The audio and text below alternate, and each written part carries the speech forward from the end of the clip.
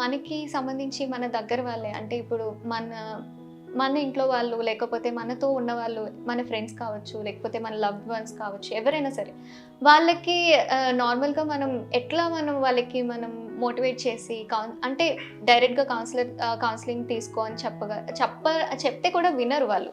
So, మనం చెప్పినా వాళ్ళు వినరు. వాళ్ళని ఎట్లా మనం మోటివేట్ చేసి వాళ్ళని ఆ ప్లేస్ నుంచి బయటికి తీసుకొని రాగలం? ఆ థాట్ నుంచి బయటికి తీసుకొని రాగలం? ఫస్ట్ ఎవరైనా సరే చాలా రోజుల పాటు గమనించిన తర్వాత వాళ్ళ ఫీచర్స్ కానివ్వండి, ఫేషియల్ ఎక్స్ప్రెషన్స్ కానివ్వండి, లేదు వాళ్ళ బిహేవియర్ ప్యాటర్న్ కానివ్వండి, వాళ్ళు తినే విధానం కానివ్వండి, వాళ్ళు ప్రవర్తించే పద్ధతిలో కానివ్వండి, మనకి ఈజీగా తెలిసిపోతుంది డిప్రెషన్ ఉన్న వాళ్ళు. అయితే ఈ డిప్రెషన్లో 2 రకాలు ఉంటాయి: passive depression, active depression. Active depression వాళ్ళు బాగా తెలుస్తుంది. ప్యాసివ్ డిప్రెషన్ ఉన్న వాళ్ళు ఈ సిమ్టమ్స్ లోపల లో లెవెల్లో ఉంటుంది, కానీ చాలా రోజులు కంటిన్యూ అవుతుంది. ఈ passive depression is very dangerous. ఎందుకంటే అది లోపల ఉండి సడన్గా they take a decision to die. చాలామంది అంటారు చూడండి, అరే నిన్న మాట్లాడిండు, పొద్దున మాట్లాడిండు, బాగానే ఉండే, అసలు ఏమనిపించలేదు.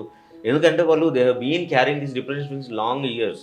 సో వాళ్ళకు సడన్గా అది ట్రిగ్గర్ అవుతుంది. అయితే ఇట్లా డిప్రెషన్ అయిన వాళ్ళు వి సజెస్ట్ ఎవ్రీబడి 3A ప్రిన్సిపల్ అని ఒక ప్రిన్సిపల్ ఉంది. ఏంటంటే ఫస్ట్ అట్లా డిప్రెషన్కు అనిపించింది, మీకు డిప్రెషన్ అనిపించకపోవచ్చు, కానీ వ్యాకులతతో ఉన్నాడు, చాలా డల్గా అనిపిస్తున్నాడు, అంతకుముందు లేని వైఖరి మనిషిలో కనిపిస్తుంది అనుకున్నప్పుడు first of all you should say first ఏ అంటే ఆస్క్ అని అడగాలి.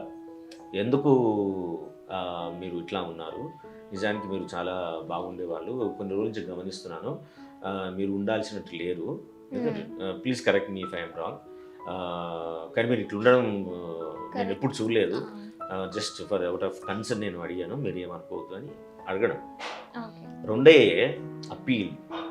అవుటర్ కొంతసేపు అయినా ఒక కన్వర్జేషన్ ఒక 1-2 minutes అయిన తర్వాత మనం వాళ్ళకి చెప్పచ్చు, మీరు ఎందుకైనా మంచిది మీ డాక్టర్ కానీ మీకు తెలిసిన వాళ్ళకి చూపించుకోండి, లేదు కనీసం మీ ఇంట్లో చెప్పారా, మీ ఇంట్లో ఎవరైనా గమనించారా, మీరు గమనిస్తే మీ ఇంట్లో వారు తప్పకుండా నేను డాక్టర్కి తీసుకెళ్లేవాళ్ళు, కానీ గమనించినట్టుంది ఎవరి పనిలో వాళ్ళు ఉన్నారేమో, లేదు వాళ్ళు నిజంగానే అడిగినా సరే మీరు డినై చేసి ఉంటారు, కానీ నేను చాలా రోజులు చూస్తున్నా కాబట్టి మీరు ఎప్పుడు ఇట్లా లేరు, కాబట్టి దయచేసి మీరు ఒక కౌన్సిలర్ దగ్గరికి వెళ్ళండి, సైకాలజిస్ట్ దగ్గరికి వెళ్ళండి. సైకాలజిస్ట్ అనగానే మీరు అఫెండ్ అయిపోయి నాకు పిచ్చోనా అని అనకండి, ఎందుకంటే నాకున్న నాలెడ్జ్ ప్రకారం ఇట్లాంటి పరిస్థితులు ఎక్కువ మందికి ఈ మధ్యకాలంలో తారసపడుతున్నాయి. మనం వెళ్ళి తీసుకుంటే బెటర్ ఉంటుందని నా సజెషన్. Third assist them. వాళ్ళకి తెలియదు ఎటుగా ఉన్నాం, సో బెటర్ ఏంటి మీరు గైడ్ చేయండి. లేదు పలానా వీరేంద్ర గారు ఉన్నారు మీరు వెళ్ళండి, లేదు పలానా రాకేష్ ఉన్నారు మీరు వెళ్ళండి, లేదు పలానా శ్రీనివాస్ గారు ఉన్నారు మీరు వెళ్ళండి, మీకు ఆల్రెడీ నంబర్ తెలుసు, you take the number and give to them. లేదు వాళ్ళు ముబాంగునబ్బా నేను ఇట్లా మాట్లాడాలా అని అంటే you just call them, take an appointment and వాళ్ళకి చెప్పండి.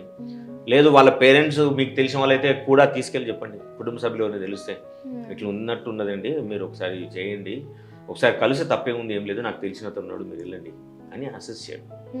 ఆస్క్, అప్పీల్, అసిస్ట్, ఇట్లా 3 పద్ధతుల ద్వారా మీరు వాళ్ళను సైకాలజీ దగ్గర తీసుకుపోవడం అనేది మీరు చాలా చాలా చాలా సాయం చేసిన వాళ్ళు అవుతారు.